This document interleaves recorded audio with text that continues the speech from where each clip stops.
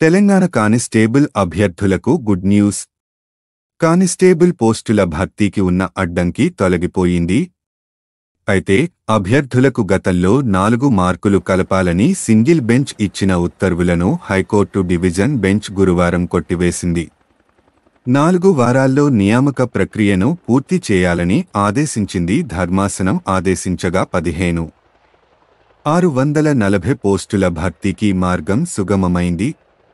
తెలంగాణలో civil, AR తదితర 16,604 పోస్టుల కానిస్టేబుల్ ఉద్యోగాల భర్తీకి పోలీస్ రిక్రూట్మెంట్ బోర్డు నోటిఫికేషన్ విడుదల చేసి అర్హత పరీక్షలు నిర్వహించింది.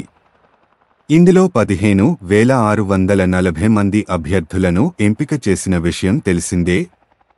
ఏప్రిల్ 2023 30న కానిస్టేబుల్ తుది రాత పరీక్షలను నిర్వహించిన పోలీస్ నియామక బోర్డు ఫలితాలను అక్టోబర్ 4న విడుదల చేసింది. అయితే రాత పరీక్షలు 4 ప్రశ్నలు వచ్చాయని పలువురు అభ్యర్థులు హైకోర్టును ఆశ్రయించారు. విచారణ జరిపిన సింగిల్ జడ్జి ధర్మాసనం నియామకాలపై స్టే విధించింది. 4 మార్కులు కలపాలని ఆదేశించింది. దీంతో ఉద్యోగాలకు ఎంపికైన అభ్యర్థులు ఆందోళన వ్యక్తం చేస్తూ డివిజన్ బెంచ్ను ఆశ్రయించారు. ఈ మేరకు విచారణ జరిపిన బెంచ్ ఇండిపెండెంట్ ఎక్స్పర్ట్ కమిటీ ఇచ్చే నివేదిక ఆధారంగా నిర్ణయం తీసుకోవాలని కోర్టు ఆదేశించింది.